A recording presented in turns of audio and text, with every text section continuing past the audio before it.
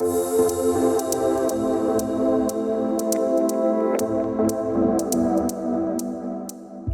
and welcome to the Modernizing Operating Models podcast, presented by On the Mark. I am Anissa, an operating model consultant, and today we are joined by Mark Loscola, founder of On the Mark, to discuss a topic that hits close to home, which is getting change to really stick. So over to you, Mark. Who are you?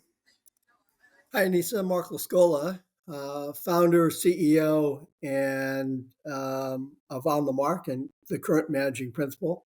One thing I want to clarify in your introduction, we are not a boutique consulting firm out there doing organization design. We are the Of global leader. We are course. the global leader in collaborative organization design work, and no one has done more in terms of how many and throughout the world. So over 500 redesigns on almost every continent, just across every type of industry. So we've got the scars to show it, and the also the real practical experience to talk about this work. So not from a Yeah, theory Mark, perspective. in terms of the scars showing it and the experience, I regularly see you meditate in a workshop just between a break, in a break, just all of a sudden, just close your eyes, just quiet and get off, and then he's done this many, many times to be able to be comfortable to do this in Yeah, a yeah. room. I think your point here, Anissa, is first of all, every time I do this, it's like the first time in many ways, although there's not much I haven't seen in this work. Um, we laugh a lot about saying you can't make this stuff up where life is stranger than fiction. There's not much I haven't seen, but the appreciation and the depth of my appreciation for the work that happens in front of us for every project is immense. And it's in many ways it's like the first time. And I love this work. I'm passionate about this work. In many ways, this is my life's work. All right. I'm also a father of two incredibly strong, beautiful, courageous daughters out in the world doing their thing. One's a consultant, another is an entrepreneur as started her own sustainable grocery store. I love one of my favorite sayings: "Apple never falls far from the tree." And I have two beautiful apples on the ground, just building their own tree and making their own lives. It's fun to watch that. Nice. Um, a wonderful partner, Susan, been together for 4 years. For fun, I think it's important to know I like good food and wine with friends and family. We're coming up on the Thanksgiving holiday here in the U.S., which is one of my favorites because it's just about food, fellowship, love, naps. No, you don't have any gifts. It's really just about all the core things in life. And I like that simplicity. And skiing and surfing are two things that for me are church, Nice. is where I most see God. I haven't seen you skiing and surfing. Maybe that's something we need to add to our objectives. Well, I do have some video of me falling over. Cool. All right, cool. So in this episode, we're gonna immerse ourselves completely in the topic of how to engage with people in organizations with the purpose of solving business problems. Now, it's quite a broad topic, but there's so many things we can unpack here. And I wanna start having the conversation with you about um, what we would call traditional top-down approaches. Maybe you can unpack first of all, what are we talking about when we talk about a traditional top-down approach, and secondly, what challenges do organizations face when they use those approaches?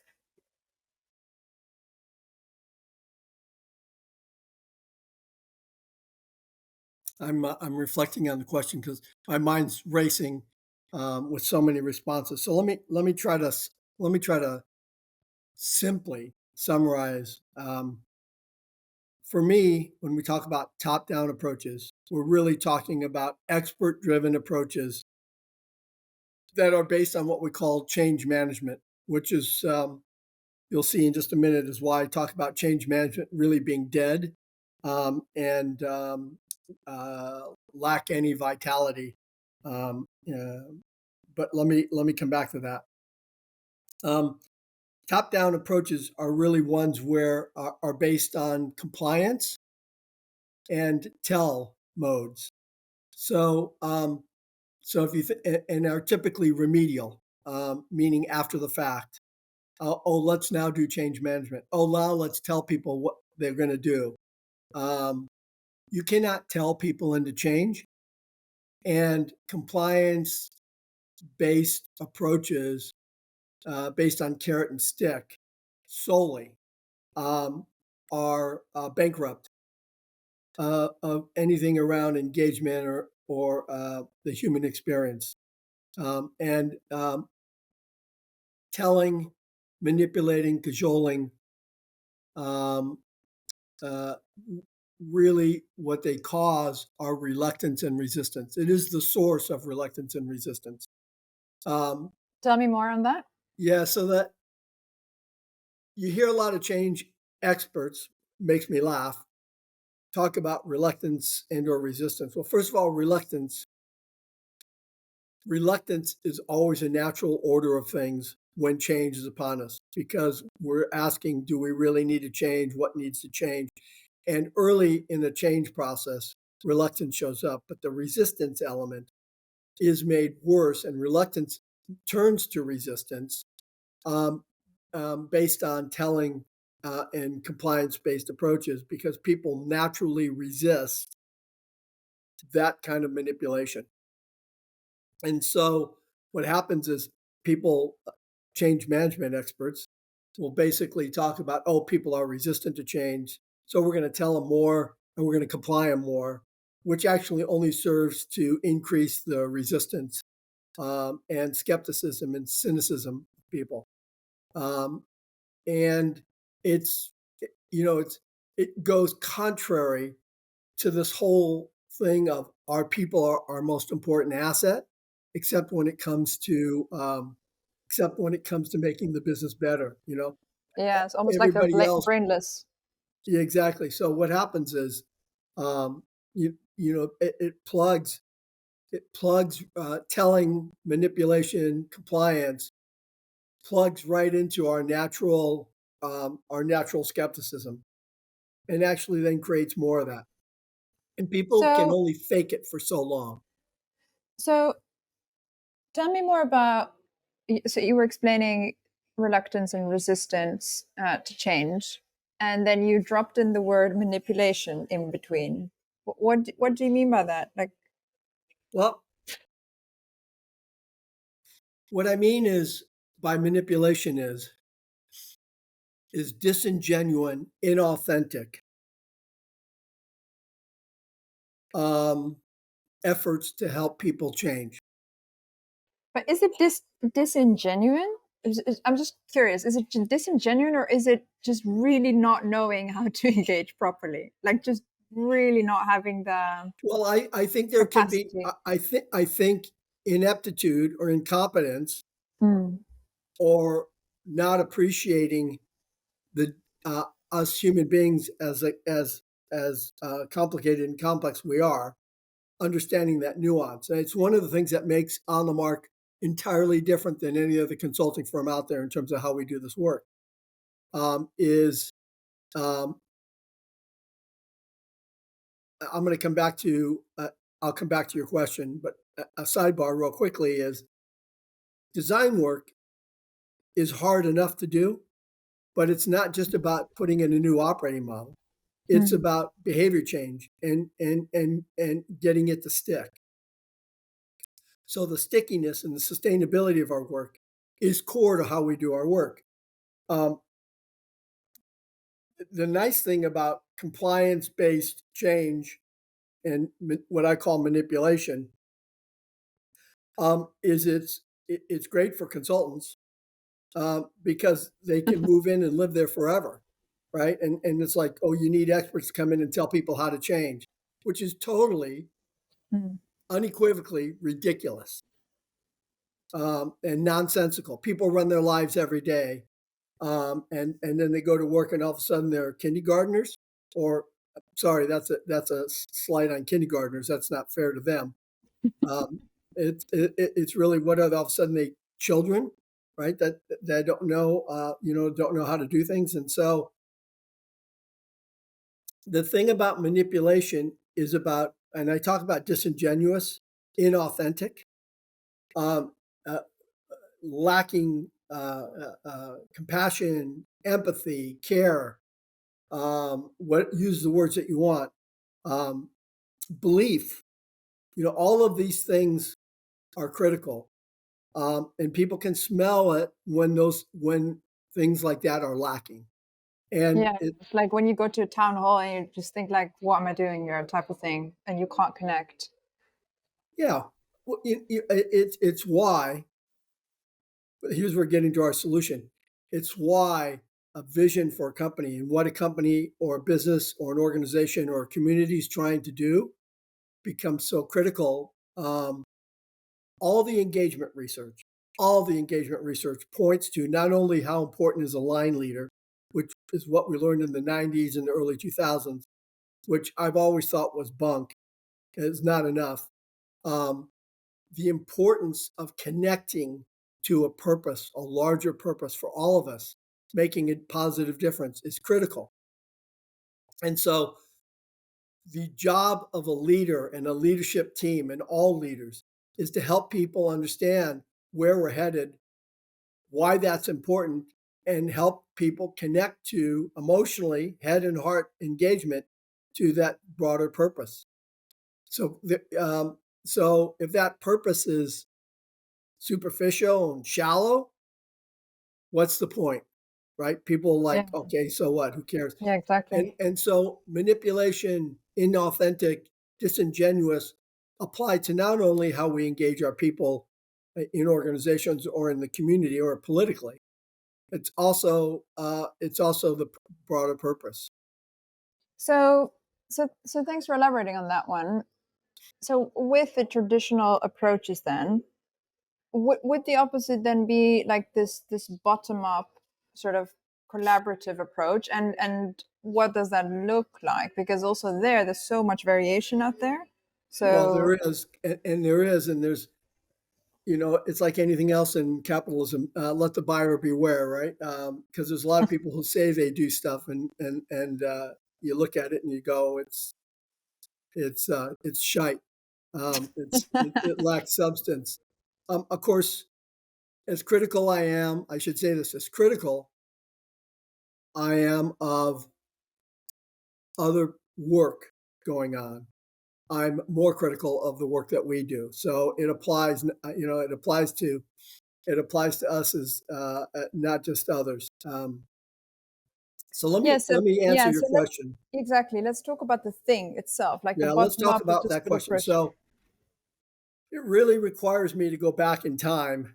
My first organization design experience was in 1987, a long time ago. Wham was still a thing. Boy George, um, uh,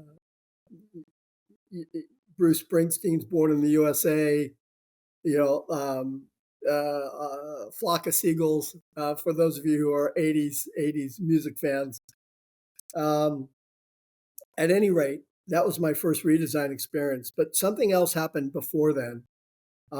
Is I had well, first of all, my master's degree is in marriage and family therapy with an emphasis on human systems and um, and an emphasis on not so much Freud and Jungian, although that was part of the clinical experience and learning about that and how to intervene with that. But more importantly, is family systems, group dynamics, and how we relate and how we work together can actually be the source of the problem. Um, it's fascinating. If anyone is Mm. listening to this wants to read some incredible work, pick up some books by Virginia Satir, Satir, on people making, or Jay Haley. I will put that in Um, the show notes. Yeah, good yeah, shout. these are incredible authors.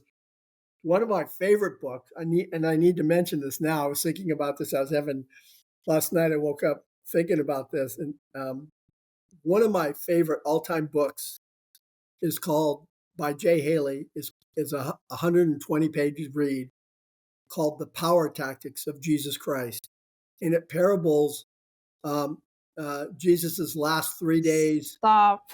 from the Garden of Eden till the time he's crucified and then returns. Wow.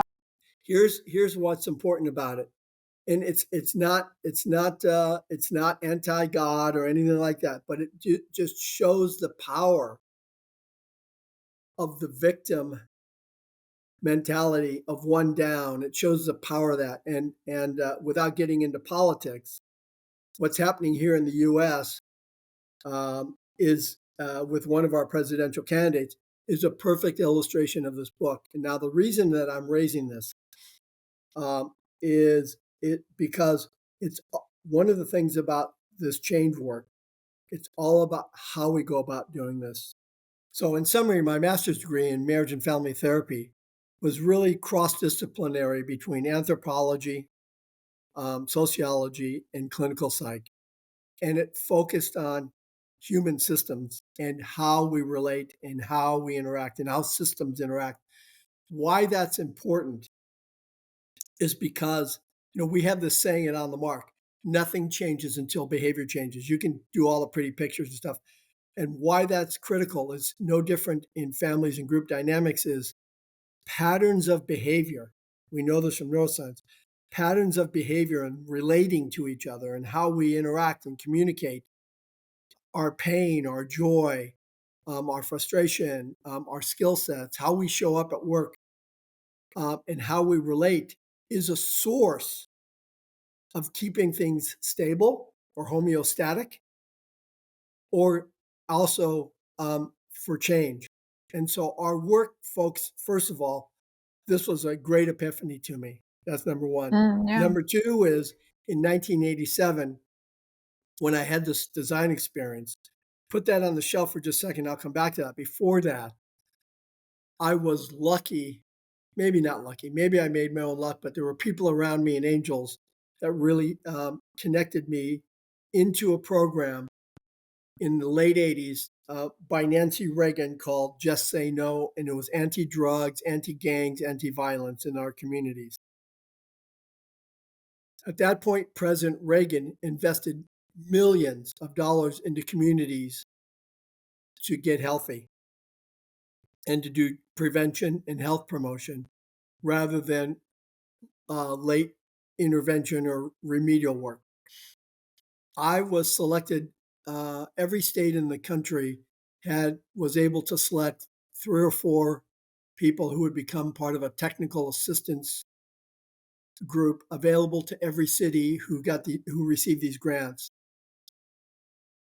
Why this was critical in my career, it changed the trajectory of my career, is because I was surrounded and bathed or steeped in a group of incredible community and economic development consultants who had been doing this work for their lives. And they taught me, nurtured me, guided me. And one of the things that I learned at that time is this most critical piece, which is our entire solution. Our entire solution is based on this. It's the adage, people support what they help to create. So the term "people support what they help create," I looked it up to see who was the actual or what's the origin of that statement. It's not fair, but the earliest one was Dale Carnegie, who talked about people support the world that they help to create. But I think the statement goes back farther, and so I don't think it's fair to give him credit for that statement. But here's the essence: when you're doing community and economic development work, it's not about experts coming in and telling you what to do, which is basically top down telling, compliance based. I know more than you. It's not, and which naturally sets up reluctance and resistance, right? Feeds into the reluctance, the Yeah. natural reluctance, and then just increases resistance. And what I was taught is how to do this work. And so not only was my group process skills from my family therapy work core to this, but then I learned really good facilitation skills and techniques, which I already had the basis from my family therapy work. And I came to realize that you can either wait to engage people when they're unhealthy in the clinical world, or you can try to engage them earlier upstream to try to help them keep their world, help them be healthy, resilient, Yeah, and so successful. make a choice, right? Yeah, Make yeah. a choice, and this is where I thought, this work doesn't just apply to communities and economic development and our what have you, but it's core to who we are as human beings. And so I want to talk about, in practical terms, people support what they help to create and how that's embedded in everything that we do, if you And don't mind. yeah, yeah, please. And also bring it to life in terms of what that looks like when you don't have that traditional approach, but that bottom up approach in organizations, if that Right. makes sense. Well, and I think, let me just plant this seed, Anissa. Don't let me forget to talk about what it takes for us as expert consultants to stay in that space of learning, of genuine, authentic kind of showing Expert up. or process consultant? Or maybe Well, that's the whole point. exactly, exactly, Okay, exactly. cool. What you All put right. that's exactly right. But don't let me lose that. Yeah, yeah, yeah. So, can you repeat what you want me to focus on first? Yeah, so people support what they help create, connecting that with how can organizations sort of change through a bottom up approach? Because it Right. sounds fancy, right? Bottom up, grassroots, whatever. But like, okay, then what? Every one of us probably as consultants that we've all done some sort of workshops or have Well, experience with it. But right. what does it actually really mean? So first of all, it's not just bottom up; it's top down and bottom up and across. And I'm going to explain that in a little. And don't let me forget to kind of explain that to you because it's critical. Um, People support what they help to create is directly related and supports that whole statement of our people are our most important asset. What drives me nuts is if your people are the most important asset and you screen people and you select people to work for your organization and you believe they're the right people, why not tap into their genius and the collective sum of their experience to have them solve real world, substantive, complicated, and complex problems for your business? Why do you bring in the McKinseys of the world and others to come in and tell you what to do? And in some ways, rhetorically saying this to leaders is, do you really think some expert consultant is going to come in and tell you something that your people don't already know? And which for me is a bit ludicrous. And nothing wrong with McKinsey. There's a place for them in the world. No, Um, no, I get the point, and I think the point here is how do you actually live up to that statement of we really people are our most important assets that's right. Well, the way you when you do that actually is, ignore them and pull other people in. yeah, the way we make that real. And again, in our 34 years of doing this work, when I started this business, I knew that that was core to everything we did. And 34 years later, we're still learning. We're making it better. We're perfecting it. We're getting more talented at it, but still, um, it's still an ongoing learning process. But at its core, our basic assumption is that there is more collective genius in how to solve complex and complicated problems for a business in your business than there is outside of the business. The problem for leaders, I'm just going to talk sidebar real quick. The problem for leaders is inherently they don't believe that, or they think it's better to have someone come in and tell them what to do because it gives them political cover in case it goes to hell in a handbasket. I had a leader once say to me, from a company that is now that has been acquired, but Thomson Reuters. Before it was just Thomson, I had a leader say to me, "Mark, we know your solution is better than hiring a known consulting firm. Um, but if all hell goes to if everything doesn't work and you've hired McKinsey, someone says, well, okay, you hired McKinsey and politically you're covered. But if it breaks loose and something doesn't work and they say, who'd you use? And they say, on the mark, they say, well, who's that? And why'd you use them anyway? And then politically, they're in danger. So I think it's important to kind of frame that. Although 34 years later, we've done more design work than those firms probably combined. Real design work and real operating model work, not fake stuff. Now, coming back to this people support what they help create, the way we make this real is very simple.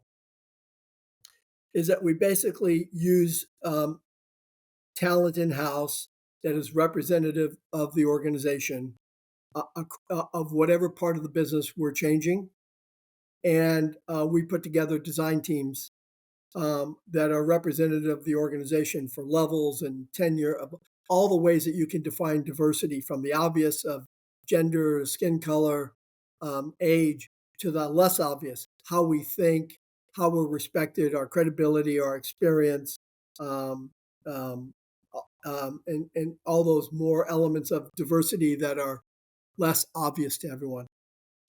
That's number one. Is we're going to use your people, and they're going to solve the problem. Number two is, even though we're experts in this work, we will guide them through a very rigorous process, step by step, but we will never step into making decisions for the organization. We have this wisdom called anything you can tell, you can ask. And even though we're full of experiences that we'll share, we can do that by asking them questions, and we can do that by informing and educating the group, but we will never step into making decisions for them. One point I want to make is, some leaders, to do this work in the way that we're doing it, it takes a lot of courage by leaders to do this work. The reason I say that is, your more traditional leaders who believe in just tell people, and it's my job to tell people what to do, and they'll just get out and do it. I think personally is a dying breed of leaders, but we still encounter them. Leaders like that think that involvement and participation in solving the problem is actually chaos. It scares the hell out of them. And so this is why it's not top down, it's not bottom up, it's not one way or the other. It's a mix of things. Very important in our work is having leadership set up the constraints, the parameters, and the objectives or the requirements, and setting up a playing field that then binds and bounds people into, as they engage their organization, to say, you need to solve a problem to address this or that, or within this constraint. And so it's a beautiful way, an eloquent way of basically both top down and bottom up, without having leaders being involved in micro detail that they should never be involved in the first place. Now, I want to talk about something underneath people support what they help to create, which is the antithesis of what you said is what's wrong with change management, what's wrong with top-down approaches to change. And I talked about compliance and telling and cajoling. People are naturally reluctant, given. That reluctance melts away as they expend their blood, sweat, tears, and their collective genius to solve a problem. They can only be reluctant for so long as they're seeing their solutions come to life, and those solutions then potentially have the being implemented in the organization. It's about human motivation. It's about genuine and authentic desire to have people who are part of the organization be part of that solution. Not every, and it's not always consensus. It's not unanimity.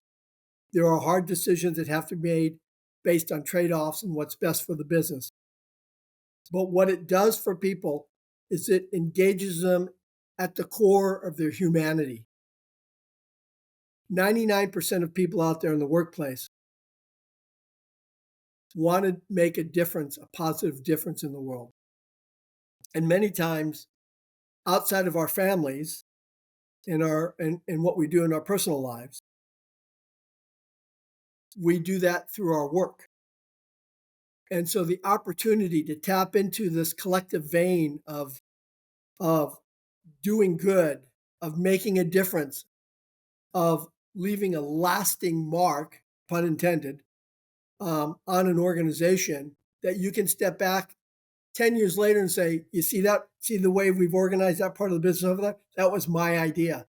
And see how great it's working. I will tell you, Anissa, it is, it is, it is like tapping into collective positive energy of humanity to watch that happen. When Mm. people are designing themselves out of a job because the job that they do today is not needed, and they're willing to put themselves out there and say, for collective good, this is what's needed. Yeah, This no is ego great for involved, me, but no I'm own interests happy to involved. step into the ambiguity. Now, that doesn't just happen. You can't just make that happen. There has to be set up, there has to be all the work done in advance of that. But what I'm talking about here is human motivation. So Marilyn, Marilyn Emery, so the Emerys, back in the 60s, 70s, come up with the six psychological requirements for effective work, which is basically the early work to all this engagement work that we've now made an entire cottage industry about. But it basically, one of their six requirements for psychological requirements for effective work for people to, is making a positive difference, not only for me, but also for the organization I work for and the world around me. People support that we help to create taps right into that, particularly when it's done genuinely and it's not consultant led. It's not us. Let me give you a contrary example. The large firms will go into an organization and they'll do these fall brainstorming or fake brainstorming sessions. And what they'll do is they'll they'll take all this information and let's brainstorm what we could do. And then they document it and they send it off to their people in India or some other country who do basically all the slides, and they'll come back and basically they'll slot in all the solutions that they already did for all their previous customers, and they say, here's the answer. And people are going, well, how'd you get to that? That's not what I'm talking about here. People support what they help create. What I'm talking about is people aren't brainstorming. They're actually working through, solving, making trade-offs, debating, challenging, and they're working together in ways that they rarely work together on a day in, day out basis, which is another common feature to our operating model work and this thing called people support what they help create. It's to change the way people are working together to solve big, hairy, complex, complicated problems for the organization. Yeah, And thanks. it's just an honor to be part of that. Sorry. Mm. No, no, no worries. Um, I'm Thanks for that. I'm also wondering what strategies or approaches have you seen implemented that work really well in terms of cultivating, creating a culture of participation. So you just tapped into so many outcomes of that people support what they've helped create. But like, how can you get to that place if that makes sense? Yeah, I'm not really sure what you're pulling for. Maybe you can restate the question differently, and because I don't want to go off the wrong road here. Maybe you can. Yeah. So how can you basically cultivate a culture of participation? Um, well, a couple things. Number one is in the spirit of Nike is just do it. Um, there's we use this great model, Nelson Nagel. I got to give him Dr. Nagel. We call him N squared because he has two N's to his name. Um, uh, Wonderful man, mentor for me. Nelson, if you're listening to this, thank you for all your support over the years. Um, Nelson came up with what's called the BARC model, which is based on some early Kurt Lewin's work. And the BARC model has to do with beliefs. BARC stands for beliefs, actions, results, consequences. Um, One of the pieces of work that has to happen for leaders is they have to examine their beliefs around involving people to solve real problems, their own people to solve real problems. There is a belief sometimes that an external can do it better. Um, Sometimes, 25% of the time, that may be true. The other piece is leaders have a fundamental belief that a pair of hands, to hire in a pair of hands because their people are busy. And while I agree with understanding the capacity of individuals and groups to take on additional work, um, I think it's life giving and vital, as in vitality, to basically engage people in solving problems that they face on a day in, day out basis. Um, uh, and for them, it has, I think, significant meaning. So let me kind of try to summarize on how do you create a culture of participation, because I do think, like, let's not make this more complicated than it is. Number one is leaders have to examine what they believe about that, and they have to understand that some of their beliefs may be inhibiting or getting in the way. Um, and I've seen this a dozen times, and I've seen leaders drastically change as a result, and I've also seen leaders get totally scared. If you think, Anissa, using the example of a project that we've been working on with Liz, Yeah. what a fantastic spirit, and fundamentally believes at her core that collectively they can come up with a better solution, and I think they have, than than someone from the outside coming and telling them what to do. Plus, what it's done is jump started their culture. It's demanded a different way of being, and they define that as part of early work. The the future culture, ways of working, and behaviors are defined so that Yeah, totally. It's so that absolute role that are model of that. critical, right? Yeah. But it's not just a leader's job, because for some people find working collaboratively very difficult. So it really requires the organization to stand up and say, here's where we're going, here's what we need from each other, recognizing, hey, some of you are going to love this, and some of you are going to choose not to, are going to make a different choice. And we're going to figure out a way for you to come and go, or stay or go based on what works for you. But going in this direction is not an option, right? We're going in this direction. So the other piece I would say about culture is not a program. Culture is an output of an operating model redesign. Tell me There's no more. such thing as culture program. I don't care what you do, and you can change all the leaders you want, and you can put in training programs, and that might have some impact on the culture, but it will not change the culture. So our wisdom of, you either design for the culture you want or you get what you get, and the way you design for it is by putting in the operating model that is going to drive the kind of culture that you want. And so I think that's core and fits nicely, almost like an Oreo cookie, um, with people support what they help to create, and the importance of people participating and being involved in fixing and solving problems in their own business. I think there's so many things that I could talk about here around people support what they help to create.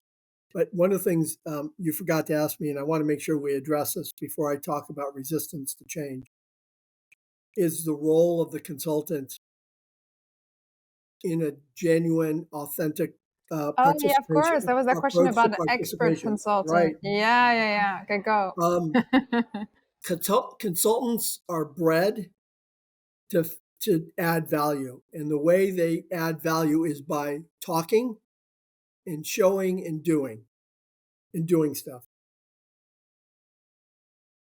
That is antithetical to people support that they help to create. It's complete opposite. The way that we show value is by actually guiding them through a rigorous process, and ultimately the customer may say to us, "Well, we didn't need you anyway," Yeah, that's which is just the sometimes perfect antidote. Yeah, right, which is sometimes the greatest compliment. yeah. We know how hard we're working. We know what we're doing in behind the scenes. We know how we're setting up the right conditions. We know all the things that we're doing to intervene in the system. Yet ultimately, the greatest compliment we can get from a customer is saying, "We didn't need you anyway," which is really another way of saying, in many ways, we're based on Edgar Schein's work. We're really based on process consultation, even though we have deep and broad experience in conducting operating model redesigns and doing it collaboratively. And it's critical that our consultants believe it in their heart and understand the difference between being genuine and authentic and disingenuine and inauthentic in showing up in our work and doing this work. So anyway, I wanted to talk about that because it's hard for some consultants to make that jump, particularly when they come from large consultant houses and we bring them in. They're like, "Well, It's a how do I totally show different value?" mindset. Yeah, it's an absolutely different mindset because I think it's also a different reward system, isn't it? It's like Well, it's what a is different mindset. It's also a different set of behaviors. 100% as an Yeah, outcome it's of totally that. up. Yeah. It's right, and when you exactly, and so it's fun to watch. And some people make it, and some people don't. But I think it's important to address that. Lastly, here, tying it all back to resistance to change, or what would be the opposite of the resistance to change, is the desire to change, the motivation to change. Yeah, yeah, When you apply people support what they help to create in a genuine and authentic manner, what it drives is a motivation to change and a sustainability and stickiness that is off the charts. In fact, what it drives is change where people in the organization are driving the change and not the leader. And people can't wait to get the change in place because they're so excited about what they're doing. yeah. I mean, we sometimes have to sort of tell people to, well, not back off, but sort of calm down. Just be Slow down, calm, slow down, slow slow down. Right. down. Yeah. Well, that's right. Slow down one step at a time. Um, which is actually, when you really think about it, is a gift. Yeah, it's a massive It's an compliment to indicator, them. Yeah. right? It's an indicator. How fast can we do this? And I have stories about where leaders got scared. I've got 2 or 3 stories about where leaders got scared, pulled out of the design process, but yet people still implemented the things that they came up with. They found a way around it to figure it out and make things Wow. happen. Can you bring one of those to life before we close? Well, I can, and it's relevant to a project that we have going on now. I can't name companies or anything, but essentially we were doing a redesign of a business unit for a commercial and defense organization. And we were in detailed design and stepping into transition planning. And the engineering director was losing his over 300 resources because we were going to cross-functional teams on the front line, and a lot of those level 1, level 2 engineering resources, technicians, operators, were going to be joining technicians and operators in the work rather than having them So Um, 300 FTE, you mean? So that yeah, would have 300 got FTE it. engineers, Got and it. his organization was going down to 80 or less than 80, which for some men, its size is everything. Uh, Gosh. that's a different, yeah, don't touch that. And he said, that's a different Yeah, no, podcast. no, I know. That's a totally different podcast. Slippery slope. Exactly. Exactly. But people listening to this will laugh at it because it's true. For leaders, sometimes it's Yeah, about how many people report egos. to them. Anyway, this engineering director was friends with a board member at the organization when it ended around um, the two leaders, the executive sponsors leading this, and basically got was able to get the project stopped. Now you can appreciate this, Anissa.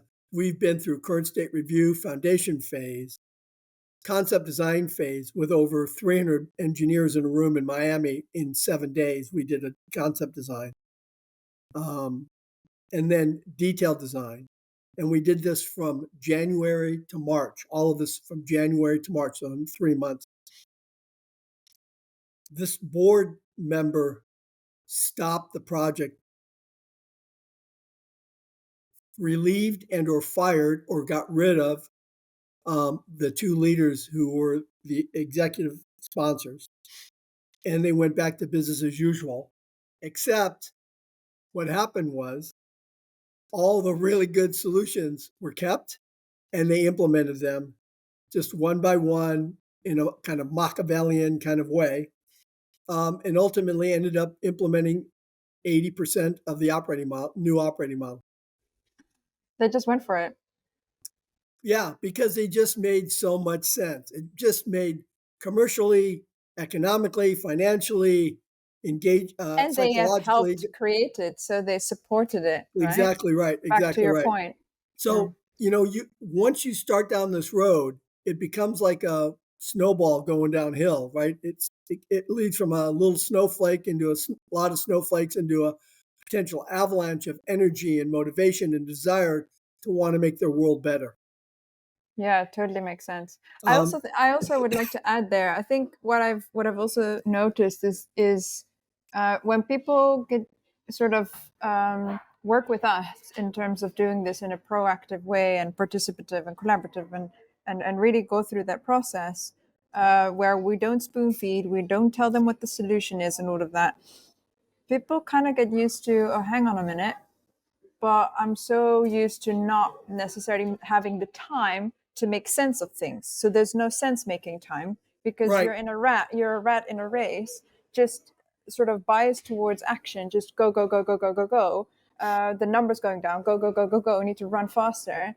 But really, if this process allows people to sort of step back and make sense of where they are at and also how to imagine the future and how to build that future. And I Well, think that what's beautiful about what you're saying is I call it the container. We create a container or a space for people psychologically to examine their own motivations, what's needed for work, make sense of things, look at data, and not just hard data. Look at data such as the way we behave and the way we work together, and really what's important and the metrics. We leave no stone unturned, and this sense making is a critical part of our human existence. Right? Before we can change, we have to make sense of it in our own way, given the totality of our experience. So you've hit it. And before we can take action, we have to reconcile. So we have to go from making sense of it to generalizing to the rest of the world, and then answer the question for ourselves: how does this change my global view of things? Right? I can't. You can't take action. People aren't spurred into action until they go through that psychological journey. And what's at the core of our design work is taking that psychological journey and creating enough space, which is why people say, well, how many workshops is this? Well, it might be 3, it might be 5, because you know what? Once you put these things in the oven, things don't always cook as quickly as you think they're going to cook, and people Yeah, stumble exactly. across things, right? So Yeah. there's a bit of emergent design, but that is about trust in the consulting team, and we now have so much credibility behind us as a firm, which is why there's nobody else that has the credibility that we have in terms of doing this work Anyways, like let's this. also stay humble. No, no, you know what? I am humble, but the fact I is, know. and so we have been around the block, and we have been around the block, and it's easy. There's not much we haven't seen, and No, no, it's I totally get that. I in totally get in that. all humbleness. Yeah, I'm both all humble and confident, right? And with that said, is anything other than what we've talked about for the last 45 minutes, an hour, is really sets up resistance to change. You know, this whole thing around change management, manipulation, telling, cajoling, convincing, top down only. Um, all of these things, all they do is set up resistance to change. And it's why you get no stickiness, you get no sustainability, And no real change. and no real Thank you for change, that. right? Yeah. All right, we're going to close. Mark, thanks for that. I want to ask you, in addition to the content that you've referred, the titles that you gave that we are going to pop in the show notes, on this topic of how to engage people in organizations to problem solve, what is one book or article you would absolutely recommend if people want to continue to read? I think I would. I think I would recommend, if people want to get into substantive detail, it's a book by Fred and Marilyn Emery called Participative Design, um, published I think in the 80s or 90s. It's a has a blue cover, light kind of baby blue cover. Excuse me. It's Thanks. pretty technical. It's pretty and it's pretty substantive. But um, there's a great book out, uh, not just because we're in it or I'm in it. It's a good book by Ron Purser and Ron Purser and Steve Cabana, published in 1997. It was on one of the New York Times top 10 business books for 97 or 98. And it's based on real examples of participative design of involvement, and it uses one example after another. On the Marks redesign of an American Express business unit has a 3-page sidebar in there as an example, but it's examples across consulting firms doing this work. And it's in our bibliography, um, Anissa, and the name escapes me, and apologies, but No, no Cabana and worries. Purser, Purser, Cool. Thank you. 1997, is a really good book and really practical examples. Lovely. Thank you. Hey, Mark, thank you so much. Thanks for kicking off the first podcast with me. And yeah, it was actually really nice to hear so many new things I didn't know about you before or about your experience. So although we've been working together for 2 years now, it's quite nice to hear all of that and the richness of your experience. So thank you for that. Thanks for having me, Anissa, and I appreciate it as well. Thank you for tuning in. Please subscribe to our channel on your favorite podcast platform and tune in next time for another engaging conversation on everything operating model and org design. Take care.